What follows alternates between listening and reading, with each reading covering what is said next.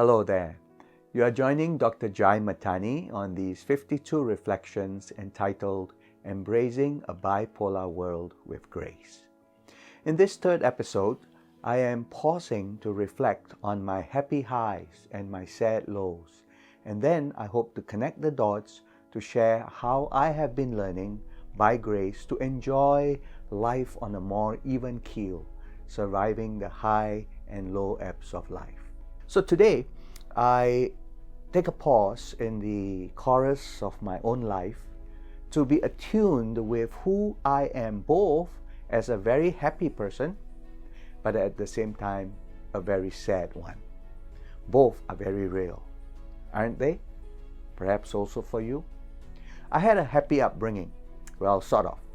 I thought it was quite an honor, I still think that, to have been born on the most beautiful island of Singapore. You know, Singaporeans like to take pride in themselves as number one in everything. Most beautiful garden city, cleanest mass rapid transport system, the world's best airport, perfect food paradise, strictest country, no chewing gum allowed. You get the picture. Full of memories I am of the great food, fun, special spots for picnics that my parents would bring us to. So much so that I remember that I became very, what should I say, playful, mischievous. I would bring home cards to the disconcertment of my parents when my teachers would write that Jackie, that's my nickname, is just too talkative in class. He's too playful. In fact, I used to throw pranks and make people laugh, but also get upset. And my teacher told me when I was 9 or 10 years old, people will either love you or hate you. Talking about that, you will notice I have a bright red, cheery costume which a friend loaned me because I am supposed to be Santa Jai with my beard and all. Happy time, isn't it? This time of the year, merriment, present giving, Christmas gifts, Christmas trees, ornaments, gathering, eating and drinking. But is not Christmas really a serious matter about Christ, the babe born in the manger? And so also at Christmas we reflect with awe and majesty with our suits and with our best clothing as we go to church to worship God and join with the angels on high to sing praise God, glory be to the highest, and on earth goodwill to men. The wise man says in Ecclesiastes 3, there is a time for everything, a time to mourn and a time to dance. St. Nicholas was a person who gave gifts. I don't mind being Santa Jai, sharing the riches that God has given to me. So I get to bring Christmas gifts to the elderly patients and still have the privilege to tell them the Christmas story and sing the good old Christmas carols. Why deny the existing bipolarity, and why not rather enjoy both? Why not use every platform for grace and kindness and giving and loving and sharing? And let us remember too that Christmas and the other holidays can actually be very sad times instead of happy times for those who mourn the loss of loved ones, perhaps thinking about the past seasons where they were together. Others in this present pandemic stuck in hospitals so that we can't even visit with them.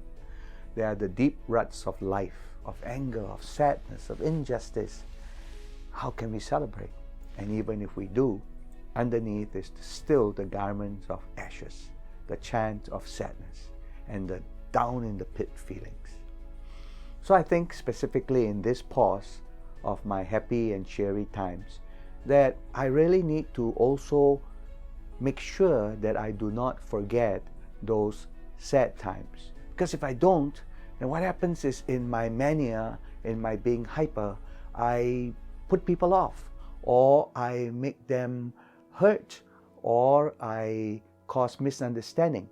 Bipolar people have to be very careful and ask, is this a time that I am being so happy that I need to learn to sober down? You might be surprised what I'm about to share, but I have really tried hard to do this.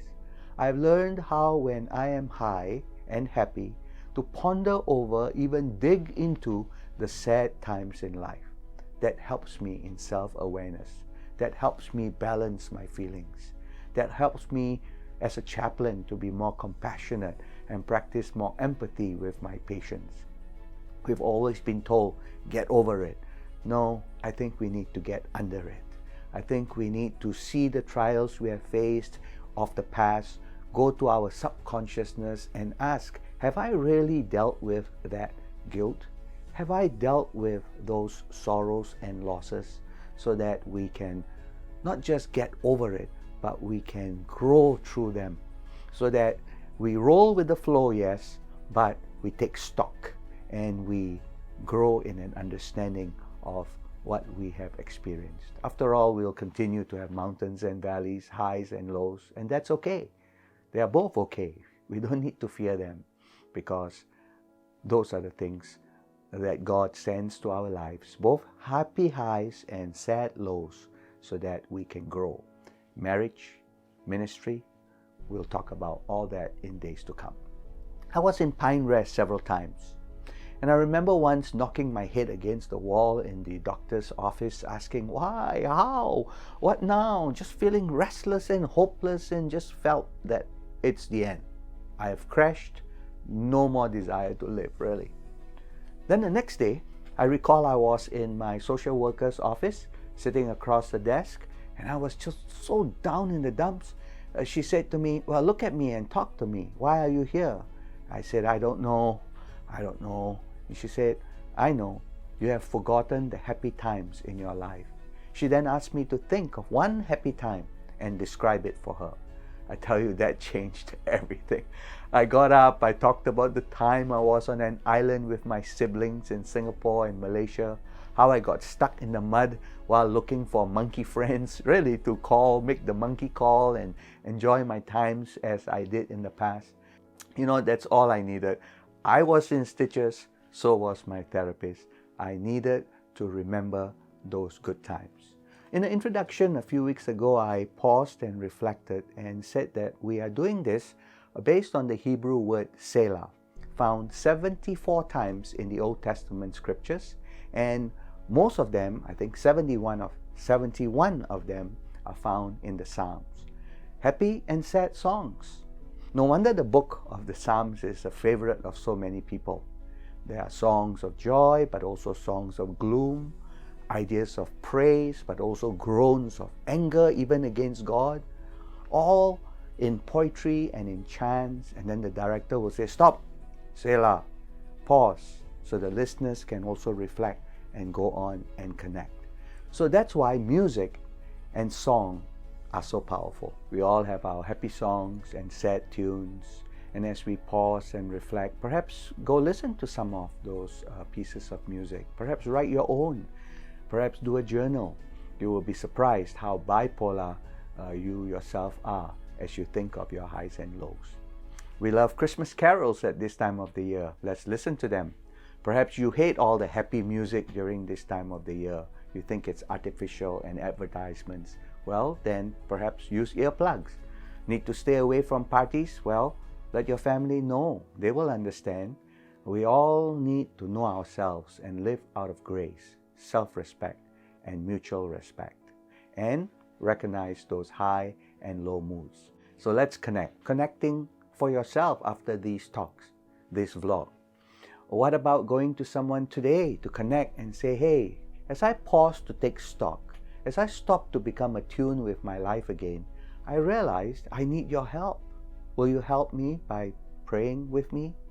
Or, hey wife, hey teammate, in my over happy seasons, I have not understood your sorrows. I was not empathetic. I was in my own world. Or I may have been angry and down and anxious and I've been out of tune for so long. Can you please forgive me? Can we reconnect to those beautiful tunes of grace and friendship that we had in days of old? Pause, reflect, connect, my dear friends, until we meet next time so that we can grow to embrace with grace a bipolar world. And don't forget to share your comments, connect others to these episodes, and subscribe to this series. This is Jai Mathani wishing you many blessings of grace. Thank you.